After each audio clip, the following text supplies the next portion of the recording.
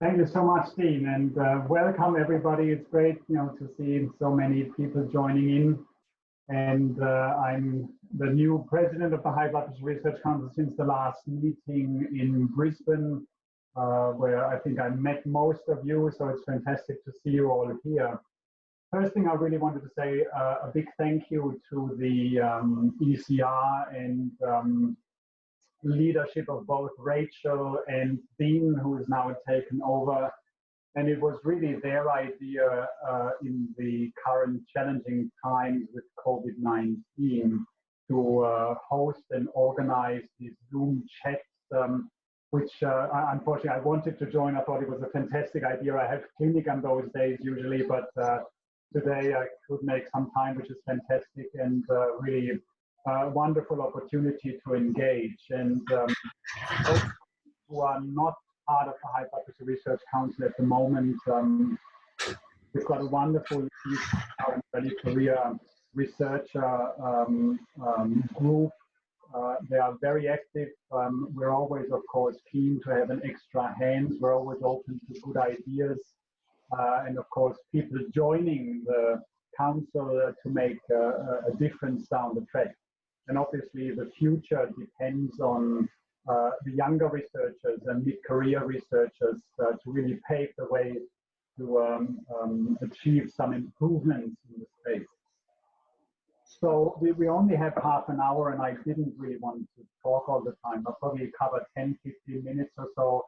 And as I was asked to do, which I was very happy to cover, is really the vision, not just my vision, but of course the vision of the executive committee of the High Blood Pressure Research Council on how we should move forward. And when we talk about a vision, I think it's always important and relevant to look at the history of a society or a council in this context. And most of you would know that the High Blood Pressure Research Council was founded back in 1979. So we've got a proud history of 41 years, and a lot of the presidents, Austin Doyle being the first one, who's of course honored now with a specific award that is given at the annual scientific meetings, was the first president, and very high profile researchers, clinicians have taken the reins over time, and you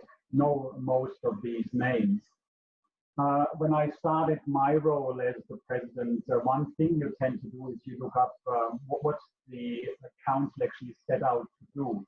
And the very initial statement, the so-called statement of purpose at the time, highlighted what the founders intended for the council to do. And the main purpose for the proposed incorporated association was established is to advance knowledge and exchange information about any aspect of high blood pressure. And I think this is a very important task, and what it does, it really relates to research, generating new data, providing new evidence, and generating knowledge.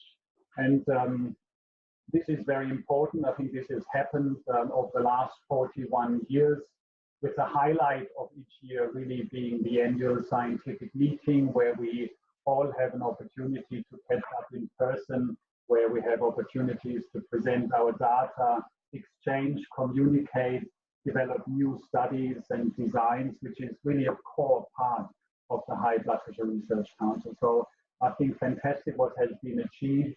I think overall Australia, given its size and its population, is punching above its weight in terms of cardiovascular disease, but also in other areas such as cancer, etc.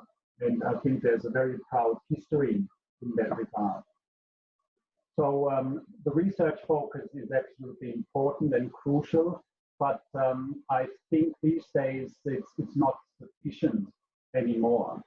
If you look at the numbers, hypertension or elevated blood pressure, high blood pressure affects a third of the adult population in Australia and in many other countries. And there's estimations that around 11 million deaths per year are directly attributable to uncontrolled blood pressure. So there's much more to do. And I think times have really changed, and we have to perhaps go a bit beyond what the High Blood Pressure Research Council has done over the last 41 years or so, and really take up and face the challenges that we have. And that's, of course, a big statement, and it's always easy to say those words, big words, but I guess the key is then to try to deliver on those. And the current council, the executive council, which is a fantastic kind of summary and a group of people with very different backgrounds, I guess, is in a perfect position to hopefully facilitate that transition. And I guess the core vision for me is really that the High Blood Pressure Research Council takes a much more important role and ownership of high blood pressure and related conditions and diseases to really make a difference in that space. So I would want to see the council or the society to take a lead in many of those aspects. From a clinical perspective, hypertension somehow sits between a number of specialties. Hypertension is mostly dealt with in general practice, and that makes sense because it is so common. Specialists usually see those patients in whom it is difficult to control the blood pressure with the usual means, such as lifestyle modification or pharmacotherapy, secondary forms of hypertension, etc. But general practitioners and the community out there are very important, and I don't think we really have done too much of engaging them in the future. And I think this is an important aspect of where the path we should go down. But to be a bit more specific, I just wanted to raise 4, 5, 6 points. For each of those, I think there's fantastic opportunities for each of you or anybody who's involved or who would like to get involved with the High Blood Pressure Research Council to be engaged and make a difference. At the end of the day, it's the people who make the difference, not an institution or the society. So everybody's contribution counts. I think a very first and important aspect is continued research. So I think there's no advance without research. So this will remain a cornerstone of the council, and it has to be. And if I talk about research, this of course summarizes both basic or preclinical as well as clinical research. Both are extremely important. They are complementary, and I hope that's something we put on show every time or every year we have the annual scientific meeting. And we certainly have to foster even better and closer kind of coordination and collaboration between those two areas, which in my view is really one area. It's not separate, but we have to improve working on those. The annual scientific meeting will remain a very important highlight of each calendar year where we meet, and a great opportunity, of course, for early career researchers and students to get introduced to the people in the society, present their data, and get experience and perhaps advice from more senior people, and setting up buddy systems and mentorship programs, I think, will be very useful in this context. So research remains a very big aspect of what we're doing. Another point we may not have been doing as much as we could is really dissemination of that knowledge and the research findings. As scientists, we are focused, of course, on scientific journals, getting our papers published in hopefully high impact journals and make an impact in the scientific world. Of course, important for our careers, but at the end of the day, who are we doing this for? This is to really make a difference for those who suffer from the conditions we're interested in. And at this stage, I believe we're not really very good in terms of disseminating that information, getting it out there, making it clear to the community, the patients who are affected, what that means and how that can potentially change what they're experiencing. So communication will be an important aspect, and again, on the council, we have dedicated a dedicated portfolio in regards to communicating with the wider scientific community, but also with the general community at large. And this is something where, again, I think we need your help with, for example, social media and getting messages out there. So that's another priority of the council. Scientifically, I think, again, there's huge opportunities. The way I see it at the moment is we're all researchers in the first place, and we have our specific interests, and we're quite good at what we're doing. And at the scientific meeting, we showcase what we have done.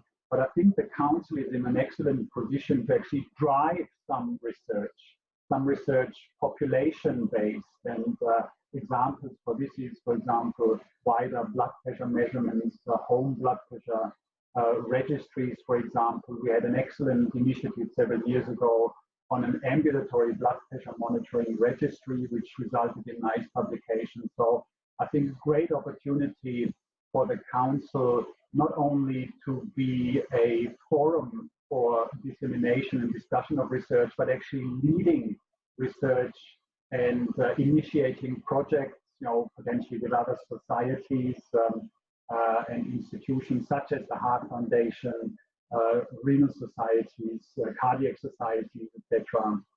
So something I think we should tap in. And we've got a number of thoughts, what kind of specific projects may lend themselves to this approach.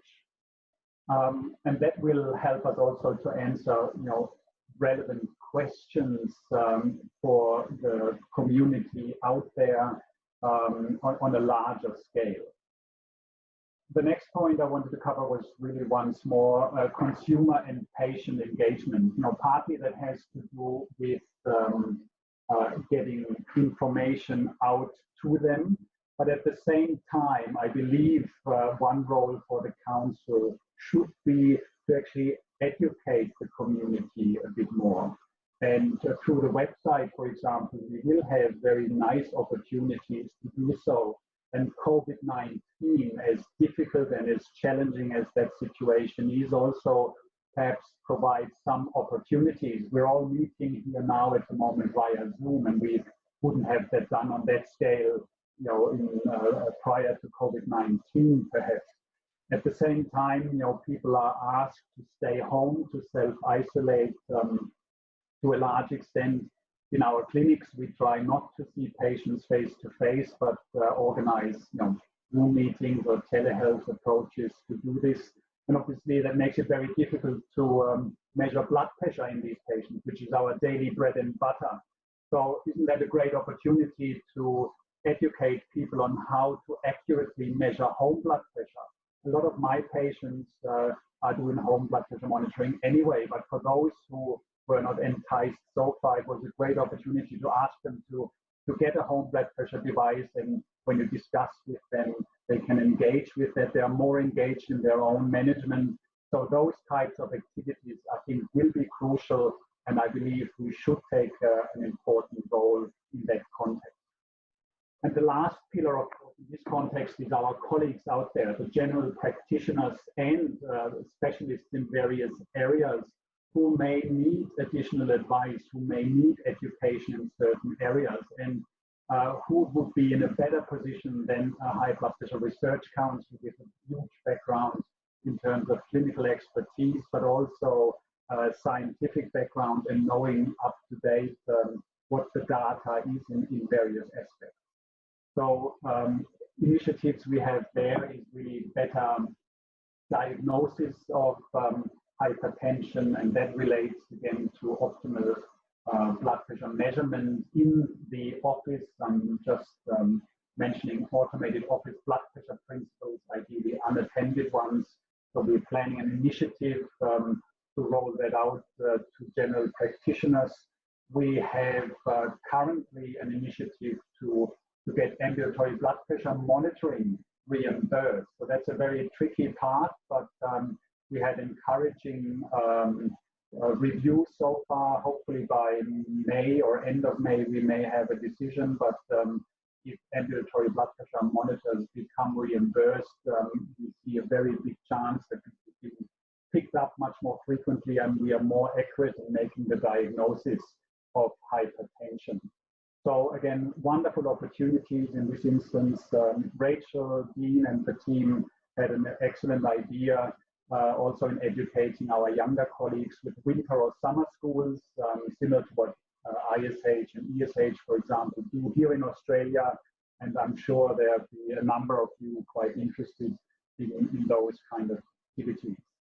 The last point I briefly want to make is other collaborations, and this is collaborations with industry and other societies. You know, from a scientific perspective, of course, people are often a bit skeptical with industry partnerships. I work in the clinical space. I think research and big studies are just simply impossible with support of industry. And that doesn't mean, of course, that we do what they ask us to do. We keep our own scientific mind. We are very transparent with how we deal with studies that are funded by industry. There's no doubt that there is, of course, a risk for bias, but it's up to us to ensure that whatever comes out of that is transparent and valid.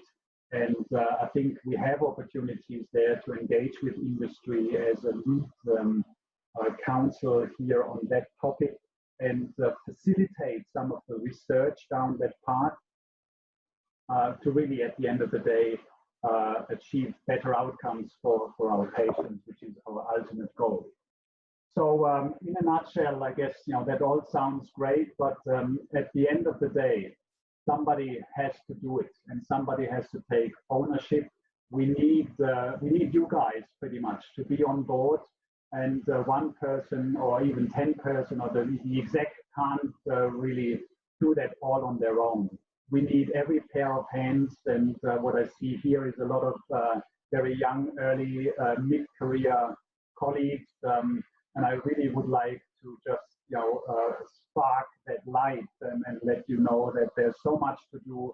It's an extremely exciting arena, not only high blood pressure, but everything around it, huge opportunities, and the council really depends on you. We count on you.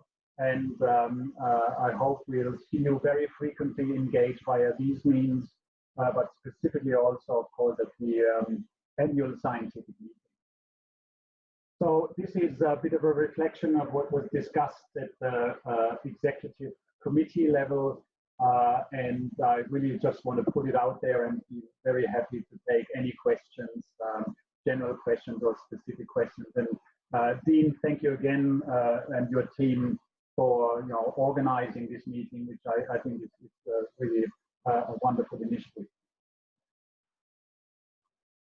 Thanks very much, Markus. If people have questions, do you want to pop them in the chat? I can see one that I think Francine's answered, but you might want to also comment on, Markus. Is there any sort of discussion to still have the annual scientific meeting virtually this year? Yes, so with the COVID-19 situation, we had to make a decision how we are going to move on with the planned meeting end of November or early December 2019, which was planned to be a combined meeting with the Atherosclerosis Society and ABBS. And given the situation and the uncertainties, the mutual decision was made to cancel the face-to-face scientific meeting and really postpone to the next year.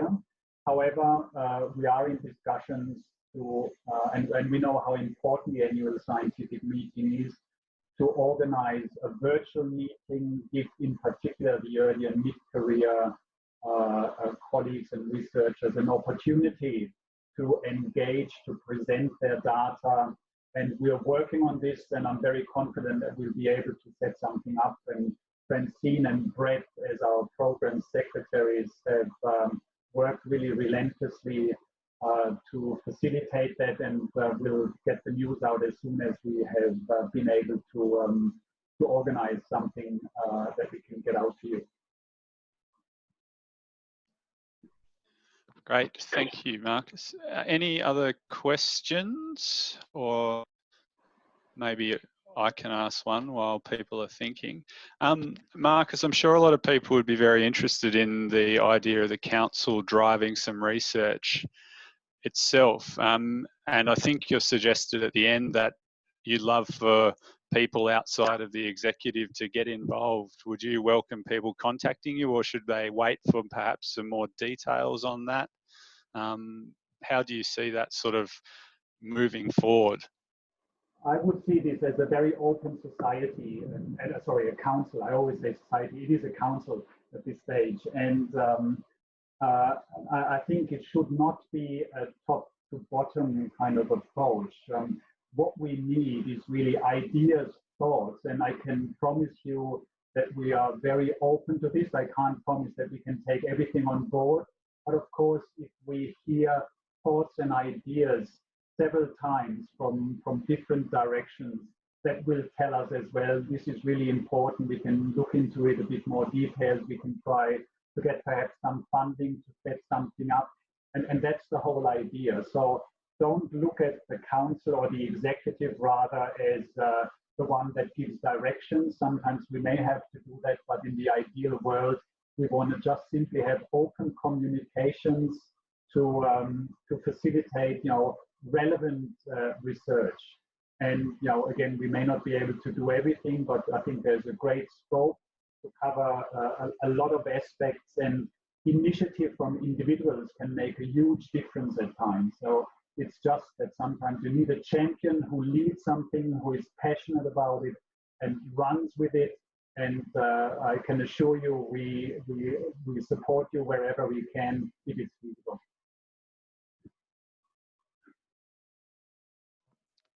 Great. Any questions from anyone else? I don't want to be doing all the talking, but I'm happy to if you want.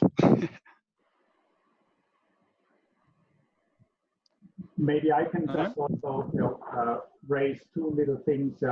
Francine and Rachel had a very nice publication in Circulation again around the COVID-19 situation. And I'm sure most of you have seen it. Anastasia Mihalidou has circulated and others on social media as well.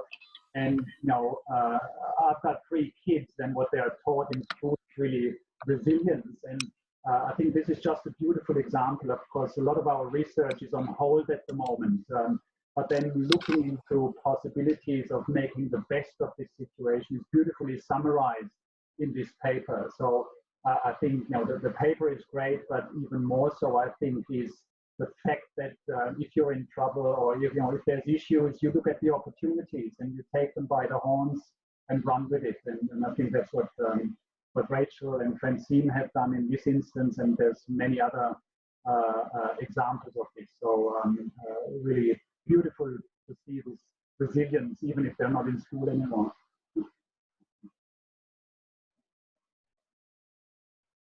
So Markus, thanks. And I think Francine's popped the link to that paper in the chat if anyone hasn't seen it yet. On the dissemination of the research findings, do you see, add to the sort of the wider public, do you see the Blood Pressure Council having more of a public-facing arm as well, or just a more active role in more active role in just trying to get those findings to the public than it previously has?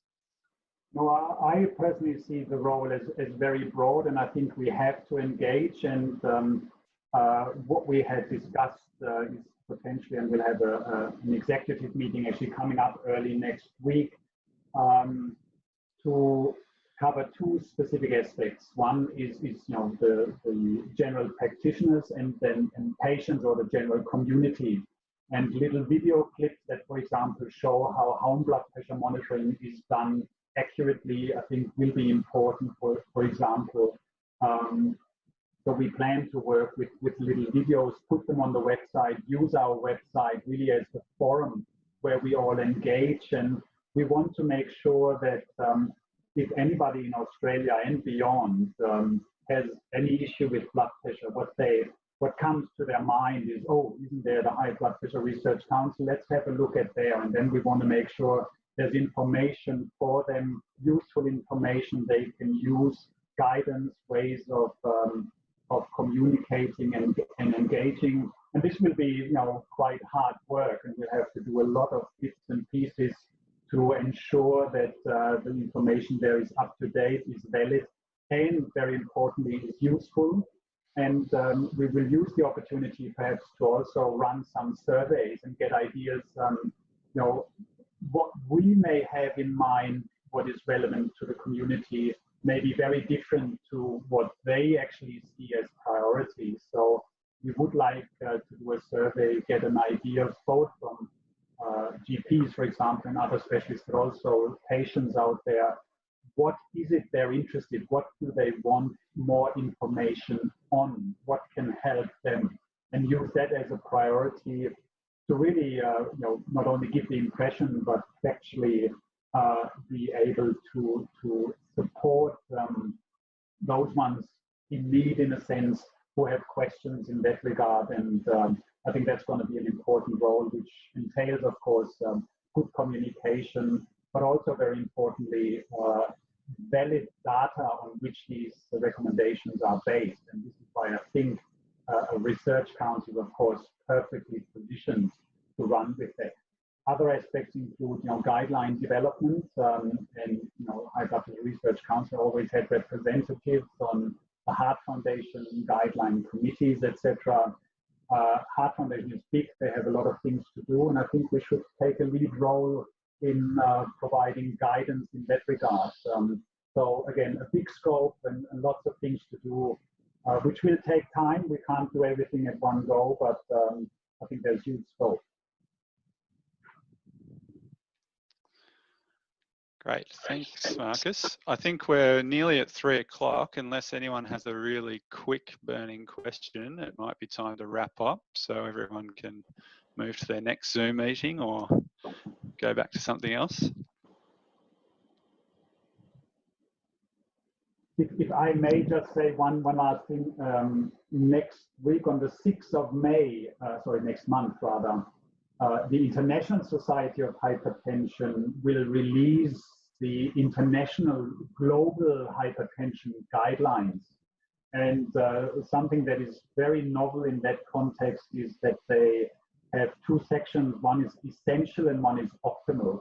International Society, of course, has to cover you know, the interests globally, and Australia and other developed countries, of course, are privileged in terms of access to healthcare, but this is very different in many other countries in the world. And things we're doing here routinely are really out of reach for many other countries. So I think that's going to be really a very interesting and kind of novel approach, divided into essential and optimal diagnostics and care of these patients in different parts of the world. And you may be interested in that, and it will be circulated a bit closer to the time. Great. Thanks very much, Markus, and thank you everyone for joining. We might wrap it up. Excellent. Thanks so much for having me, and great to see so many up there, and hopefully we'll see you all at the scientific meetings, and please engage with us. That's what we need. Thanks so much. Thanks. Bye. Bye. Thanks, guys.